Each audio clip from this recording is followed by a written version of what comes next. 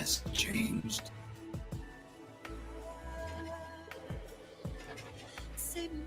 It's no longer about nations, ideologies, or ethnicity. It's an endless series of proxy battles fought by mercenaries and machines.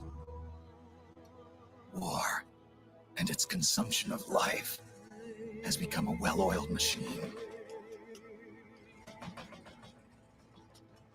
War has changed. ID tag soldiers carry ID tag weapons, use ID tag gear. Nanomachines inside their bodies enhance and regulate their abilities. Genetic control, information control, emotion control, battlefield control. Everything's monitored and kept under control.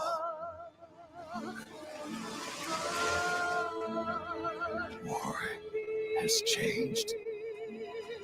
The age of deterrence has become the age of control. All in the name of averting catastrophe from weapons of mass destruction. And he who controls the battlefield controls history.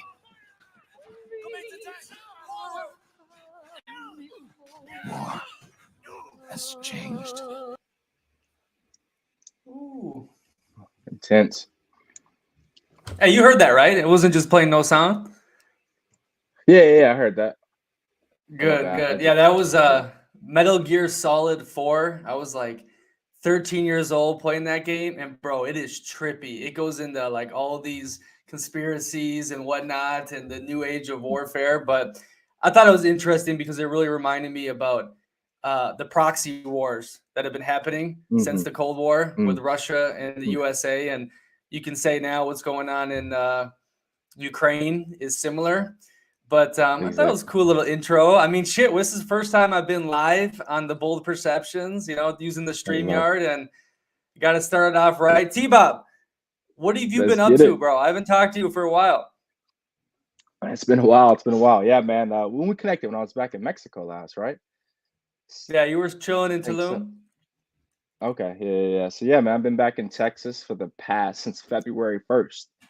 So yeah, just here handling some biz back in the States. It's been nice to be back, to be honest. But probably gonna hit the skies again within the next month or so. But we'll see. I try to go out there towards your area, but you guys started acting up again on that side of the world, so I might hold out for a while. But we'll see. Yeah, one thing I was gonna bring up to you, dude, because I just got I've been using the American Express card because you get no foreign transaction fees, when you're traveling. But some countries don't take it at all. You have to get a Visa or MasterCard. And the Visa card I had didn't have the foreign transaction fees. So a good tip for anyone listening that wants to travel, make sure you have a Visa or MasterCard with no foreign transaction fees, and it will save you ridiculous amounts of money. Like just now, I get paid in Zloty, but it's based on a flat rate of 4 zlotys per dollar, and the Zloty went up 20% here because of the war, the currency. So if I use my credit card, that has no foreign transaction fees, I get the $1 is 5 zloty instead of what I get paid is $1 4 zloty. So just a tip for anyone out there, like get your credit card, get it no foreign transaction fees. What do you think, T-Bob? So it went up 20%, not down 20% against the dollar. The dollar gained 20% on the Zloty. Oh, the dollar gained 20%. Oh, okay. I thought you said Zloty gained. So I was like, hold up. How did that happen? But okay, makes sense. Yeah. Okay. Okay. That's what's up, though, man.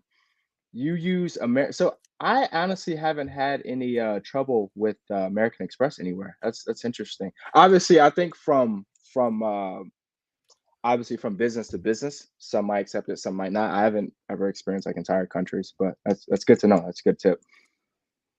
I guess in Italy, it barely got accepted anywhere because American Express, you get better deals. It's more expensive. The user. Yeah, it's more expensive for the person, the store owner, right? They take whatever they're cut and whatnot. But just a travel tip for people: get that foreign transaction fee card. Bring a couple credit cards. You lose one, some get fraud. I had a fraud one in Brazil, just to be Gucci. Three minimum. Three minimum. I lost two last time I was in Mexico, and I had one left. So three minimum for sure. But T-Bob, no, the reason I really wanted you to come on here and do this with me is because obviously I'm on the Polish border, so I've been seeing what the hell has been happening, on the ground level, but also because, you're a world traveler and you were actually recently in Ukraine. So you were looking at investment properties, no? Yeah, so I was back in Ukraine back in November. I've been there a total of two times, probably spent a total of 3 months there. And yeah, I was there looking at some property. Obviously, back in my mind, the whole Russian threat was always in my head. But me typically when I try to invest, I weigh the options, but then again, I don't let fear mongering stop me from investing because sometimes that's your best bet. It's when everybody else is scared, that's usually when you should invest. So that was very attractive to me. But obviously, it ended up being a good move because I've actually followed some guys on YouTube right now who've invested in Ukraine within the past year, and now they've pretty much lost everything. So it's a good decision, but then again, I'm not going to let that prevent the way I think in the future. But Ukraine, honestly, has always been one of my favorite countries because of the people. The people there are very tough, very, very tough. If you see the way people move there versus anywhere else in like Western Europe, US, etc., it's very different, right? They never put the stuff over their face. Like they always like, they're very authentic, real. They're not gonna smile. It's not very warm, but they're real and it's authentic. And I take that, like I really like that in general. So always like the country, very free. Nobody's messing with you. Nobody's there telling you what to do. It's just like you don't mess with anybody, they won't mess with you. So I really like that country. The people have been very receptive to me as an American in general. I've went out on, let's say, whatever dates of whatever, and people have always said they like the support they've been getting from the U.S. So so pretty much they kind of treated me well, probably because of that as well. So great country. I could see myself. Well, before this all happened, I definitely could see myself living there because of just the freedom aspect of it and just the location relative to the Europe. But other than that, it's unfortunate to see what's happened. I've been in contact with some people there. Mostly everybody I know have gotten out since then, but it's devastating. It's devastating to know you were just in a place a couple months ago and now it's pretty much being torn apart. So Yeah, okay, a lot there, a lot there. You brought up some of those travel influencers. I know that Baldwin Bankrupt just got out of Ukraine at the last minute. Johnny D, whatever his name is, he just bought some yeah, yeah, property yeah, you were talking about. exactly. And that Coach Red Pill guy who is getting like hunted down by Ukrainians because, like, look, you're in an active war zone. You can't do propaganda or say your side of the story from an active war zone. Know what I mean? Like I give him respect for the balls he has to do this because it's reckless, but it is interesting like this travel space that me and you are kind of in, on the internet that these people are in the heart of it and they're reporting and this is like a new age where we're actually seeing things like on the phone. This is the first time that's Real really time. happened. Like, yeah, 2014 when they went after Crimea, like it wasn't people. Some people had the smartphones, but this is like our world now. This is our life, and with this comes all this propaganda from the governments, from these travel people, from this country, that country. Now Russia's going dark. I mean, what do you think about this situation? And is it better to just keep your mouth shut till you understand things more, or should you just spew whatever you see? So I think you got to be really careful, right? Me personally, I haven't posted anything about this whole event since it's happened because I think you could really put people at danger. What I see going on in the world today is we're very tribalized, right? You got the people who follow everything on the media, and you got the people who say everything on the media is a lie, it's this, and that, right? And when you have guys like the red pill guy that comes out here and he's pretty much obviously on the side, oh, media's lying, the US is this, US is that. It's very dangerous because at the end of the day, you're putting people's lives at stake, right? When you're going on here saying this is all a lie, this is that, how many people in Ukraine listened to this guy and stayed when they could have got out?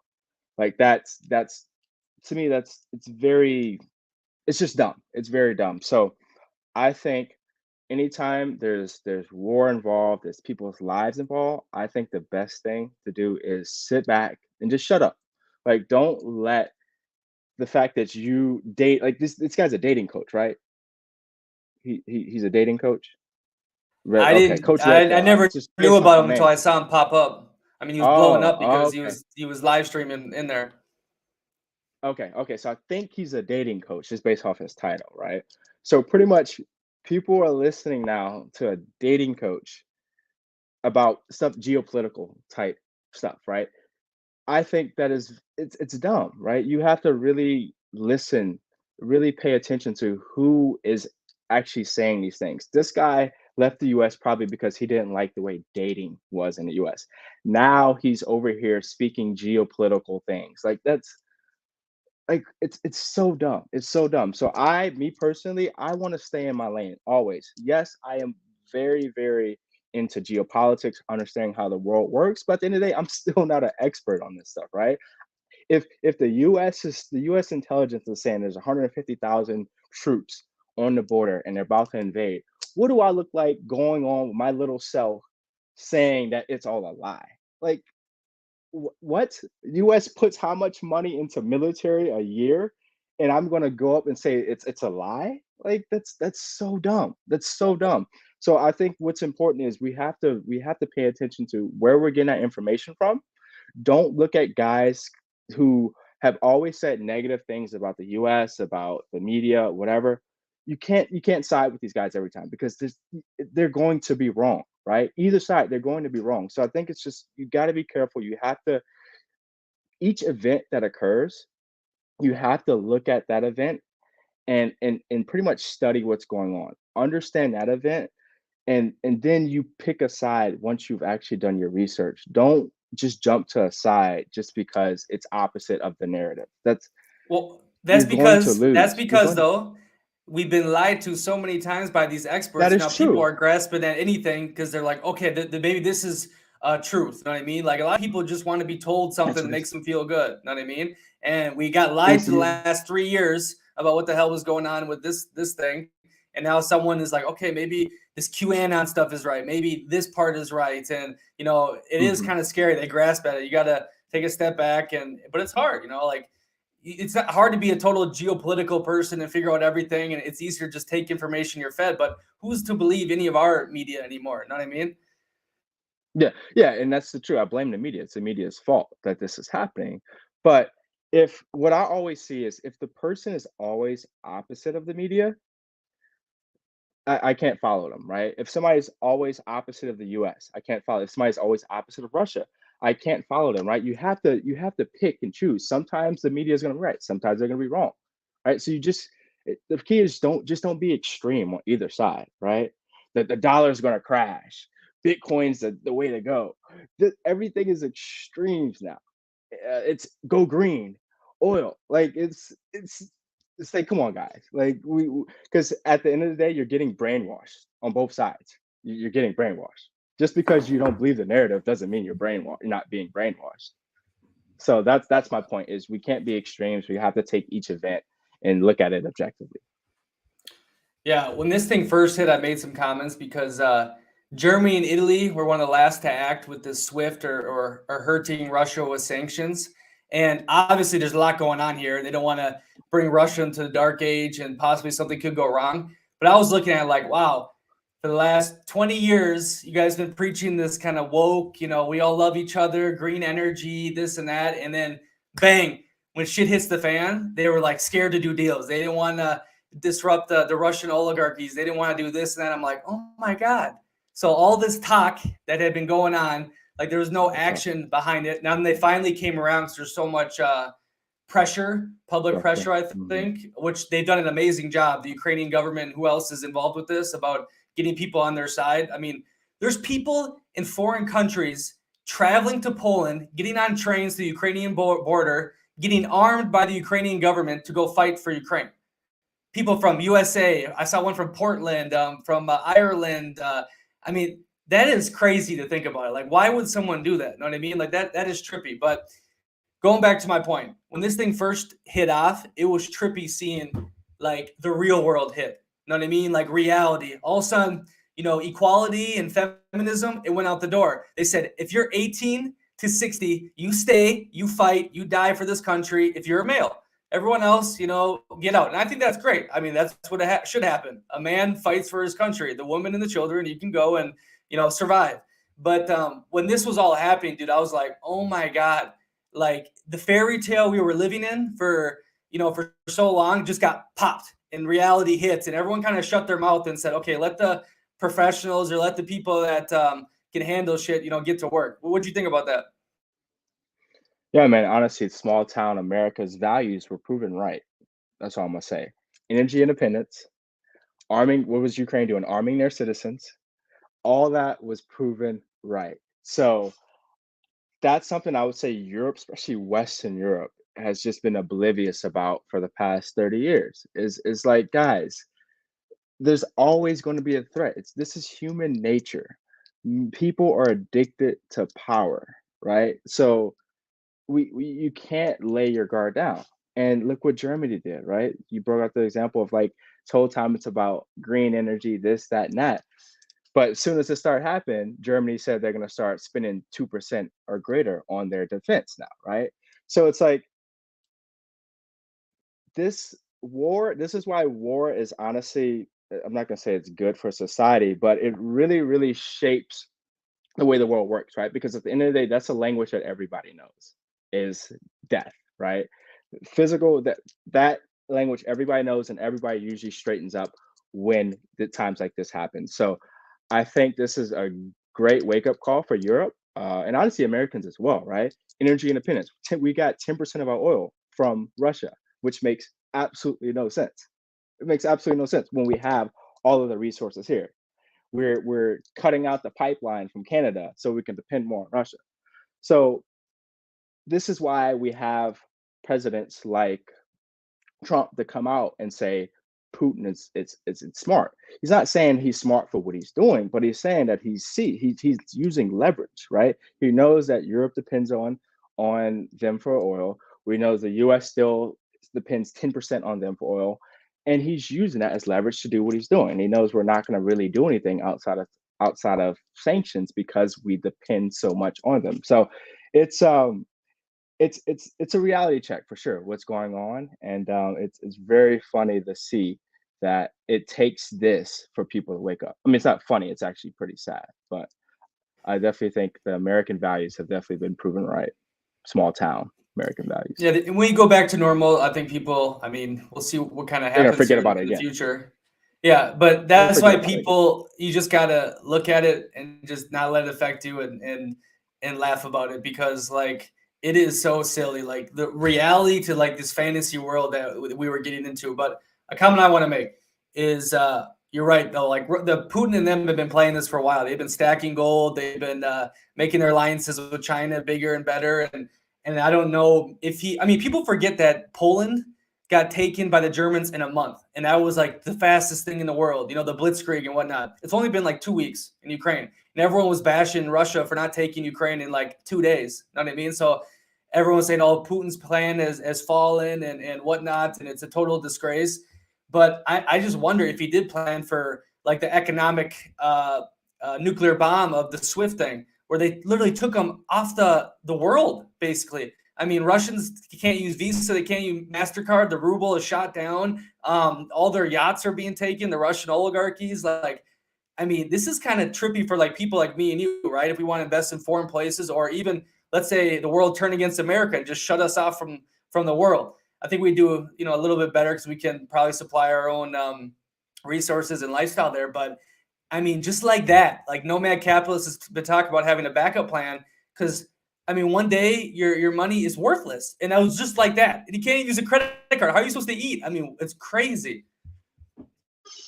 Diversifying, man, that is very key, and that's the one thing I probably like most about Nomad Capitalist is he really hits on that is have three properties all over the world. Diversify because you don't know when things like this are going to happen. We don't know when it's going to be our turn, right, for this to happen to us. So I think that's very, very important. Is always have things set up in multiple different resources or multiple different like things that don't always like depend on each other. So Bitcoin, you have your crypto, you have your regular money, and you have something else, right? Your goal as well, because you don't know. You just don't know. None of us are experts. None of us sees the future. Nobody. So the key is just diversify. And yeah, we're seeing that today. That is very important. Even though it's not happening to us, we're seeing what's happening to the Russian people. It's not their fault, right? It's not their fault, but it's very unfortunate. Yeah, I mean, we're 20 minutes into this, and I should probably update the situation here because I titled this live from the Polish border. Overall, it seems somewhat back to normal. The only big difference is like the price of meat went up like 10%. The Within people this are a time, lot. Yeah, within this time frame, yeah, okay. within the time period. I mean, so before they invaded, people weren't really worried. And also, when they invaded, like people were running to the banks. Like every bank I saw, they were doing like bank runs, and the people I'm here with were calling me saying, "Hey, if you want to leave, you can leave, but we think it's going to be okay." And then the crazy news was they were saying like this town has got 300,000 people in it. They were saying by the time they take in the Ukrainian refugees, it's going to be 1.2 million, and that there's like a flood of them, coming across the border. And so far, like I haven't seen many. I don't know if they're getting rerouted to different cities. I've talked to like the Bolt drivers, the Uber drivers, and a lot of them are kind of like, hey, I'm just going to keep driving, and we hope it doesn't happen. If it does, it is what it is. Like it seemed like after that first day, the scared, the panicness kind of went away, and they got back to their tough Slavic roots. And I was seeing people in military fatigues walking around. So like ex-military, I think they put the fatigues on and whatnot.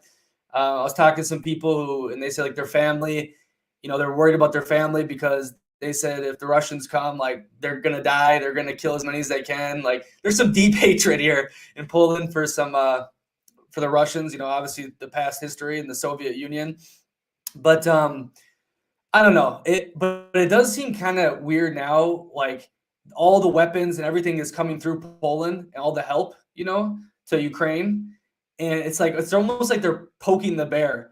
Like Russia, touch us, do something, because obviously Poland's in NATO. And that's what I gotta like. Okay, then I might have to get on the second, the first flight out of here, because I got the passport. But I don't know what they're trying to. So like, the more I thought about it, it's like, okay, they want to stop him from taking Ukraine, but if he doesn't take Ukraine and he's sanctioned out of the world and his country is dying, I mean, why are you putting him into a corner? You don't think he'll blow up? I mean, he seems a little like history is very important, and he's not going to go out like the B word, right? So I'm worried, like, why are they pushing him so hard? What are they trying to get at here? So me personally, I think Poland's a big, big target. I think if he were to go past Ukraine, obviously there's the Baltics, but I think to set off things to World War III, I think Poland's going to be the place. So would you say people in like the Polish society, like where you're at, do they believe that? Do they see themselves as a target, or is it still like it's not going to happen? I know you touched on it a little bit, but like generally speaking, the average person, do they think they're a target? Not anymore. I think maybe the first day they're like, oh, there's a chance, Russia could come here, but I don't think. No. I mean, they were setting up a lot of because I'm on the Belarus and Polish border, right? And they were setting up a bunch of Russian like artillery and like tanks and troop movement like on a city right across the border, but that was like a week and a half ago. And which is another point is I was talking to someone over there who had a student visa, and they were on their little holiday break or winter semester break, I don't know. And so they're in Belarus with their family, right? And then the war hit off, and she's like, "Oh, I want to get back. Like, I don't want to be here. Like, I want to be in Poland. And it's safer." And so she smuggled herself over here and got in here safely. And now she's working to get like her family like visas somehow. And her brother is in the military, and I think he might have got sent to Ukraine to fight with the the Russians, because Belarus is like a puppet state or whatnot. And then another one is her family is in the nearby town just across the border. And she's been doing all the visa work, paperwork, trying to get refugee status for her family, like super stressed out, right? And what she also told me is at school, like she's like the outcast now because everyone knows she's Belarusian, and they're like, oh, like and she's like, hey, I don't support this, you know what I mean? But I mean, it's getting tribal now. Like, when shit hits the fan, the human nature kind of comes out. Yeah, that's what I don't Hey, like to answer your about it. question, Right? to answer your question though, is I don't think the majority of You don't people think? think Russia's coming. Yeah, it's scary because every geopolitical podcast that I listen to about this whole situation, Poland gets brought up and being a big target. And like you said, they're literally poking, right? Like they're just trying to transfer Russian jets, like Russian Soviet Union jets to Ukraine. And it's like, you think Putin is going to like that? Like, how is Putin just going to sit back and like the fact that Poland's sending over jets to Ukraine? So it's scary. It's very scary, especially because I really like Poland. I have a lot of people, friends in Poland. So I've definitely been in their ear, like, yo, if this were to continue, I think Poland is next for sure. If it's obviously it might be Baltics, it's a little bit easier, but I think to really piss off NATO, piss off the US, I could see something happening in Poland. I think maybe But too hope they're I'm wrong. pushing. I think maybe too they're pushing the bear because they saw like how bad the logistics were probably with the Russians with the tanks running out of gas, and again, like I just said, it took Germany a month to take all of Poland back in World War II, and that was considered super fast. But maybe NATO and the West is seeing like, okay, he's using all these Soviet tanks or the Soviet guns. They can't refuel it. Like maybe he's not as dangerous as we thought, and let's send in some different things, or let's see if he'll make another move. But again, I'm speaking like I'm in the CIA rooms. I have no fucking clue, right? Yeah. But And I can speak that's from what my scares me. experience. Huh? And that's what's scary about it, right? That the media is saying this, that like they're reporting on this, right? The Russians are not doing as good of a job, blah blah blah. And that's when I think is going to set Putin off to start using the big boys.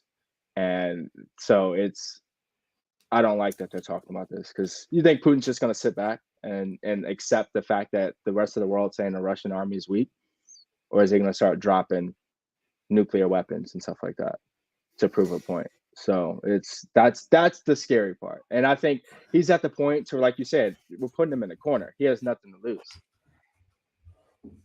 So, and that's been my theory.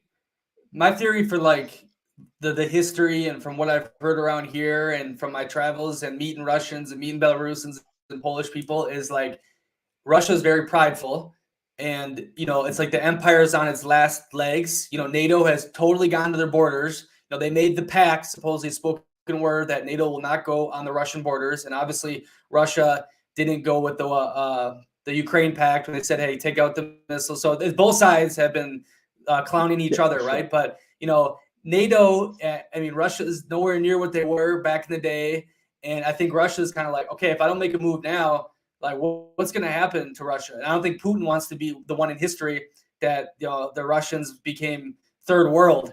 They pretty much are now because they're out of the whole economic system. So I think that's been my whole idea is like, okay, this dude is like, this is the last chance I got to save Mother Russia. You know what I mean? Yeah. Yeah, by no means 100% is this Russia's fault. Like we've done a lot of things wrong, and he does have a lot of like fair points on. He also has to protect his own people. We wouldn't accept Russia teaming up with Mexico or Canada. Like we would. You think the U.S. would just sit back and let that? Hell no, hell no. So he has a lot of valid points. Do I like what he's doing? No, I don't at all. But he's definitely in a point to where I think this is probably the most scary time, definitely of my lifetime, to where I think he just doesn't care because Russia at this point they can't pull back. If they pull back, they look like losers, right? They've already up to the head in whatever, and I can't even think of the word right now, but so there's no coming back. So I think this is probably really dangerous. And us as a society, I think we can't get emotional because what I see is going on, we're getting emotional, and that's how war starts. That's how like the US gets involved, EU gets involved, is when things start getting emotional. We start seeing what's going on. We're like, oh, we need to do something about it. We need to shut down the skies. We need to do that. And I think that would be probably the worst thing for us if we were to shut down the skies. Because if we shut down the skies, that means we're shooting at Russia, and that means we're directly engaged with the conflict. So I think it's this time is when we can't get emotional about this, and that's why I try not to get on YouTube talk too much when I see stuff going on because I know I'm emotional at that point. So I try to like stay off of YouTube, whatever, because this is very dangerous times to be in. We got to be really Well, careful. this is the point too, though. I think I brought up a little earlier is like the amount of propaganda. I mean, if you go on Reddit, if you go on the Twitters, if you go on, dude, they're banning Russian football players. They're banning anything Russian everywhere. FIFA is taking Russia out of the game. It's like something is weird when the propaganda is this crazy. Like I said, I understand it's a tool, it's a warfare tool, but like Ukraine tweeted at Coca-Cola and Pepsi saying, "Don't drink Coca-Cola anymore because they're staying in Russia. Drink Pepsi because they left Russia." I mean, what? Like, what does this have to do with about a drink company now? And then all like, the Apples, the McDonald's, everyone's getting out, and like the whole world, it's like 98% of the people are like, okay, Russia bad, but like out of nowhere. Like all of a sudden, it was like it had to have been put in place. Like they had to have been ready for this sort of machine to operate. Like, dude, the Ghost of Kiev, the airplane that shot down like 7 things. I saw a million articles on that. Fuck you, warship Russia thing. There's murals all over the world of that situation in Odessa. Some Ukrainian yelled at him.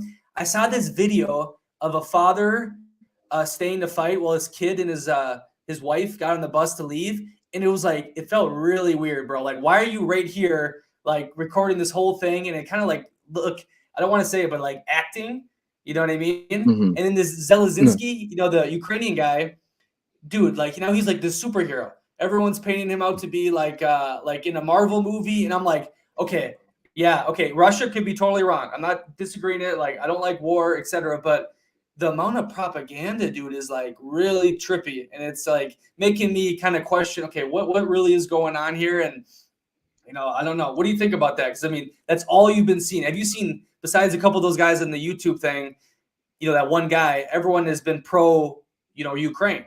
I mean, there's Yeah. always two sides of the story, is there not? Like this guy Oh can't be yeah, the it's most always evil two. person in the world, Putin. No, I don't think Putin's evil necessarily. Obviously, he's killing people, so that's pretty evil. But generally speaking, there's two sides. Like you said, it's two sides to the story. So I think it's important to understand what's going on. And I listened to a podcast the other day of this libertarian, and he pretty much was just breaking down everything we've done in the U.S., like what the U.S. has done to Russia since World War II, right? And probably I would say the U.S. has done probably worse to Russia than Russia has done to us. So I definitely understand that fact. But from speaking from the Ukrainian people's perspective, I agree with the propaganda because the propaganda helps them out spiritually, right? Like you need that. You need to see that they're doing good. They're doing this, like with the Ukrainian military saying they killed 10,000 Russians, whereas the Russians say only 500 have died. So it's like you need that to keep society going. So I understand why it's going on. Obviously, it's pretty clear that it's propaganda. I'm not sure about the. Are you saying that the ones with the guys on the island, is that also you saying that's propaganda as well? Or are you saying it's just being No, blown out of like, proportion? yeah, how big is blown up, dude? Like, they're taking Okay, like the yeah, yeah, Ghost of yeah, Kiev, and they're talking about, okay, who's gonna play him as the actor in the next movie, and yeah. That, it's just like, yeah. what? Let's go on The here. Ghost of And Kiev here's the is crazy part. yeah. Here's the crazy part, dude. I've always known about, okay, the Russian troll farms, the Eastern European troll farms, like the India troll farms, where you can make someone they could comment from bots, like 1 million comments on a video and totally destroy somebody. But I watched a movie recently in Poland, a Polish film called The Hater, about a company like this that was doing it for politics, and they also went after a fitness influencer. And it really got me thinking, like, there's a chart, okay? 1% of people do what we're doing right now. They contribute. They put out content. They're like the heavy contributor people. 9% are the semi like commenters, the people that comment on Facebook posts, right? The people that will comment on the foreign strategies YouTube videos, but they're not putting out content like us, right? And then 90% of people are lurkers. They don't do nothing. Maybe they update their status, but they just look at everything. They're reading Reddit. They're watching YouTube videos. They never like a video. They never comment a video. That's most people, right? So who attracts the 1%? The 1% people are different. Like, what kind of weirdos are we, going on here right now talking about this? And, they tick differently, right? So their opinions probably aren't the majority of opinions or the normal opinions, quote unquote, but it makes it seem like, oh yeah, like for example, like the transsexual stuff. That's like 0.05% of America, but it was one of the biggest deals in politics, right? It's similar like with this, like whoever creates content, the stuff they talk about, the commenters comment on it, and 90% of the lurkers, that's what their focus is, right? But that could be totally, skewed because of these troll bot farms and these weird influencers that maybe are bought out or paid for. And so I don't know, like I'm trying to look at this from like a step back. I'm trying to zoom out and not get caught up in all the emotions and whatnot. And to me, it's just really weird, like what is kind of happening here. So what's your position on, I know you say you took a step back. So what's your position on why Putin's invading Ukraine? I think it's the last leg. Like if he doesn't make a decision now, like Russia's done. NATO's gonna go right to his borders. They're gonna, put Russia into a little, like just a clown place. You know what I mean? And it is kind of like, what does they call it? A paria state, where it's run by gangsters, a mafia state. There's a term for it, you know what I mean, with the oligarchies and whatnot. But I mean, I think like Russia's like literally on its last legs. Look at China. China, is way bigger than Russia now. So do you I think don't know. after Ukraine, you think he's going to continue? I don't think so. I think because if you can take Ukraine, he's got all the food supply that Europe depends on all this stuff, by the way, like gas prices through the roof. I just told you 10% of the meat went up. Like, it's crazy how they were so dependent on him in the first place, and they didn't think about that, which is weird too. No, I think if he gets Ukraine, well, here's my problem now. If he's totally sanctioned out of everything and his people are, poor as hell, and they don't make a new reserve currency, that's another topic I want to get onto with China and start trading with just China and different countries. Okay, then he has to do something because he can't rebuild. Even if he has Ukraine and Russia, they're cut off from the world economics. Like, how the fuck can you survive? You know what I mean? So maybe he has to do more after that. But hopefully they can, hey, give me what I want from Ukraine. Let's make a deal. And maybe they put the Iron Curtain back up and things kind of go into Cold War, type deal for a while. Okay. So what if he loses? What if things don't go as planned and he doesn't take Ukraine? Do you think China is going to still buddy up with them? Because at the end of the day, China is also going to look bad, right? China also has an image to display to the world. If China is teaming up with Russia, Russia didn't even do what it's trying to do with Ukraine. How's that going to make China look? So China's been backstabbing them. Yeah, exactly. China, I don't think they've been coming through like the way they thought they would come through. No. China's like, we disagree. Scary. We disagree. Yeah, China's the biggest liars in the world. Oh yeah, they don't care about Russia, obviously, right? And it's like their economy is smaller than Texas. Like the economy of Russia is probably even smaller now. So it's like, what China has a lot more to lose teaming up with Russia than what they have to gain. So. But that's when it gets dangerous because at the end of the day, he still has nukes. But it's very interesting. So yeah, let's hop into I know you said something about them creating their own currency. How do you think that's going to go about? Okay, no, the world reserve currency. And there was a great thing. This dude wrote a book just recently. He posted a condensed YouTube video on it. It's like the principles of adapting to world change. And he basically went throughout history and looked at the empires, right? And he really studied on the last 500 years, so more the modern type age and the Industrial Revolution and whatnot. And so he basically did the Dutch, the British, and then the USA, and the timeline about how they become the world power. And once you get to the world power, like soon after, you have the world reserve currency. So like before it used to be the Dutch's money, then it was the British, the pound, and then it became the USA after Bretton Woods agreement in World War II. And if you have the world reserve currency, everyone's got to basically do deals in your money. So like if Japan wants to buy something from Brazil, they do it in dollars. You know what I mean? So, the USA can, print more dollars because people are going to, countries are going to buy the reserves, right? Because they can use them. And now they're saying because Russia getting cut off from this economic thing, how are they going to do business with all their oil? Are they going to go through the yuan, the Chinese yuan or whatever? Or are they going to, go with Saudi Arabia with that oil money? And like, how is this all going to work? And how does the USA get cut out of it? And maybe people don't have as much faith in the USA because they literally dropped a nuke on a country, basically saying you can't be in any economic discussion with us anymore.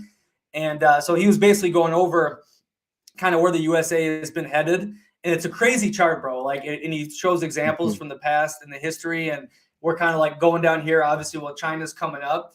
But the world reserve currency usually goes out with a bang because people go to war for it, basically. They don't want to lose it. And then the winner takes it again. I'll link the video in the show notes, but it was really fascinating because, like, it basically, we've had a pretty nice life having the world reserve currency. You know what I mean? Like the dollar, you can go anywhere with it, basically. Like, I was in Brazil, you were in Brazil. Like, our currency, shits on the real. I mean, it's beautiful I have the dollar, but yeah, that's one thing I worry about. Like, okay, if you take the dollar, my little cushy life is about to get real. Exactly. Yeah, that's why at the end of the day, right, with this whole conflict going on, right? Obviously, the U.S. isn't innocent, right? But at the end of the day, my livelihood depends on the U.S. doing well. So you have to pick a side. U.S., Russia. My livelihood's with the U.S. So yes, they're not doing anything right, but I'm Team USA. But because, like you said, if things change, things are going to completely change for us tremendously. So this also brings back the point of diversifying. If you're in things like Bitcoin, if you're in things like that, you could, if you have Bitcoin, you could sell that for XYZ currency. If it's the yen in 20 years, you could sell it for the yen, right? And live a good life. So this always goes back to diversifying at the end of the day. But I think I don't see the US using a reserve currency in my lifetime. And if it does, I don't see humans existing because, like you said, it's going to end with war. There's nuclear bombs now. The U.S. is not going to sit back and let China take over the world reserve. It's simply not going to happen. It's simply not going to happen. All right, and if it does, we're From gone. within. So that's From within. That's how it gets destroyed. Yeah. It's from within. And that's what he talks about, this principles, this rate. America gets destroyed from within, and that's what he talks about in this the huge wealth gap. Okay, all these weird little movements and separatist groups, and this is how he's like. It's really in depth. It's pretty fascinating. But yeah, I don't think you're just going to give over the world reserve currency, especially with the biggest military probably in all of history, right? But exactly. yeah, and not in our lifetime, but like that nomad capitalist said too, is like setting up your future, offspring and whatnot. But even like the growth, bro, like the growth isn't too crazy in the USA. I mean, maybe the housing market, but like people our age, dude, they're broke. I mean, there's been studies about how much wealth millennials have. Gen Z, the gig economy. So I mean, we're seeing signs of it. Like there's the super rich, and then a lot of us younger people, we're trying to grab onto some sort of percentage of it. Is he saying in the book, does he talk about like another country's currency is going to take over, or is he just saying it's going to be more like even? Like what do they call it? Like a world or a global currency or whatever, where everybody's technically on the same thing? Like which one's he saying? Is another country's going to take over, or is it going to be more even? It's more global. That's normally how it works, is someone takes over. But again, like things change in history. Okay, I didn't read the book. I'm looking at the YouTube video. Oh, you haven't things read change. The book. Oh, okay. And usually there's a top dog. But with this new world of like interconnection and whatnot, and if they go like with the government cryptocurrency type stuff, and maybe you can have like a sphere of influence for the dollar works over here and then the wands over here. So maybe you can split it up a little bit. But he was going back like to the Romans and shit, and it was more practical for the last like 500 years because back then it was a little different. It wasn't as world economy, globalism, and whatnot. But it's fascinating. Exactly. I probably should read the book, but the video is really good. Yeah, I definitely think we're going into a more multipolar world for sure. But yeah, the global currency, that's going to be an interesting topic to watch because I just can't see how it's going to decouple anytime soon. I just can't see, because it's funny, like when events like this happen, the dollar actually gets stronger. More people actually buy into more dollars. So like when you think the reverse should be happening, the opposite's happening. So I don't know. We'll see what happens. Yeah, like the euro to the dollar right now, it's at 0.92. So $1 oh, wow. or €1 is 92 cents. and that's pretty high. Like it hasn't been $1, €1 for about 20 years, but it's been the last year it went from 0.84 to now it's 0.92. So we'll see. I don't know. Like I'm happy we got the military behind us, and that's what I'm saying. A lot of people like bitch about the CIA and American imperialism, but bro, I mean we benefited. I mean you in Mexico, dude. They even like the people that have the good jobs. We talk about it. They're working like 6 days a week, like 12 hours, and they're making $1,000 a month. I mean, in Brazil, $500 a month. I mean, it's bro. That's we got lucky. Yeah, we got lucky. We're very lucky because as a society, we're not more productive than anywhere else. It's literally we make more money just because we're the world reserve country. People can finance our debt. So losing that is America's over. As I'm saying, America's over if we lose that. So that's why I just can't see it changing. One of the points I missed here is because this goes in for people like me and you is that Brittany Griner. So she's playing. Here's what's funny: the WNBA players, they go overseas in the offseason and they make more money. It's crazy, right? But she was playing in Russia, and I guess she got caught at the airport. This is like 3 weeks ago, so close to when this thing started, with like hash oil in her bag, and they arrested her. They detained her, and it was 3 weeks before anyone found out about this because the war hit off. And I mean, imagine that though, bro. She's in Russia when this thing is going on. Russia's shut off from the rest of the world. Like, you're fucked. That's crazy. Yep. Great. Yeah, she's from Houston, Texas. So yeah, it's been big news here. But honestly, that's one of the things I hate the most about traveling is because you don't have the same rights. I don't care how much you think the other country is better than your country. People don't care about you there at the end of the day. You're gonna be cared for much more at home than you have in other countries. So you definitely have to move differently other places. But the timing of this, her getting caught when this is happening, honestly, I blame her. I honestly blame her. When you travel, you honestly, I don't push any limits. I'm yes sir, no sir, and that's literally not who I am at all as a person. But when I'm overseas, yes sir, no sir. I'm not fighting with anybody. My pride, I throw my pride out the door. Everything, because guys, you have no rules, especially in places like Russia. It's like that you're going to be used as like a tool to like you're a tool to them against the American government. So that's the biggest tip, guys, is when you're overseas, throw your pride out. It's not worth it. Your pride is not worth it when you're overseas.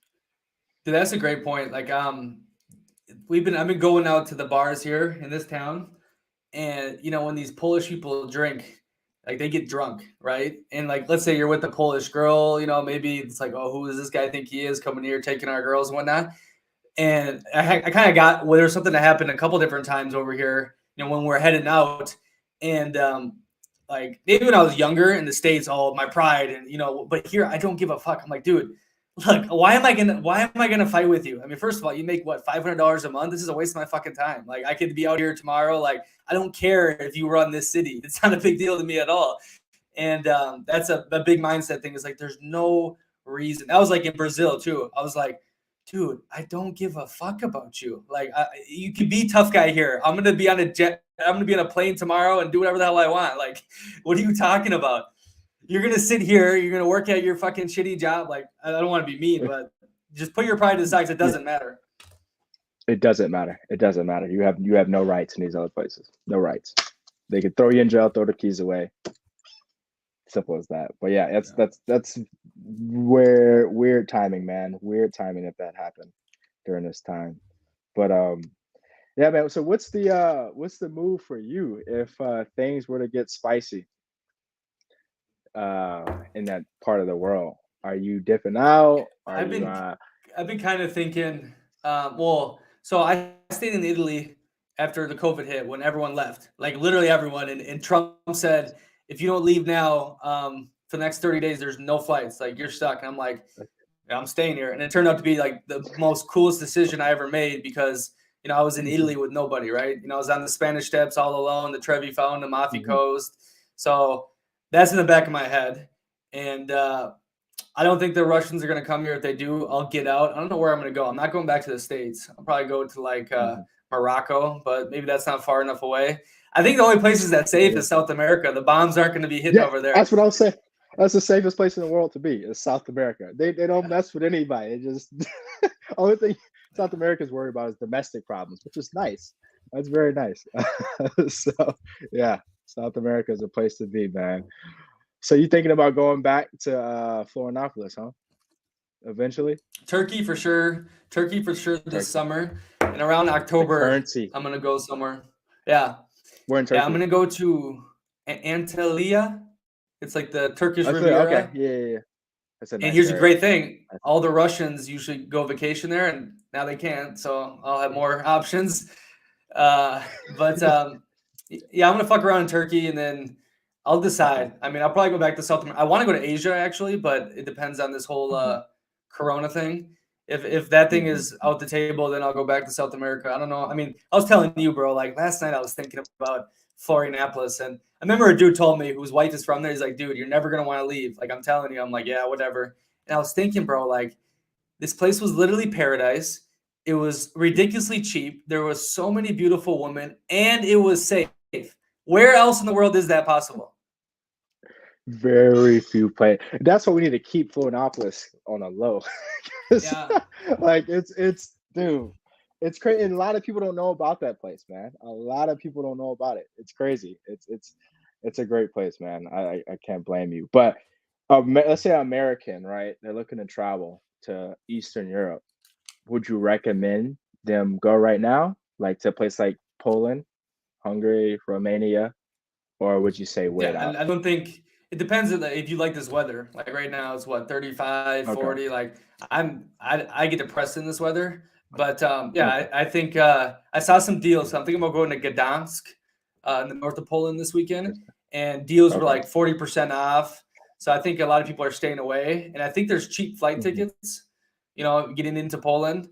So yeah, I mean, dude, you're gonna be fine. Like the Russians are gonna say, if they come over here, it's not like they're just going to drop a bunch of bombs all over the country, right? They're going to let people get out like they did in the Ukraine. They're still letting people out, right?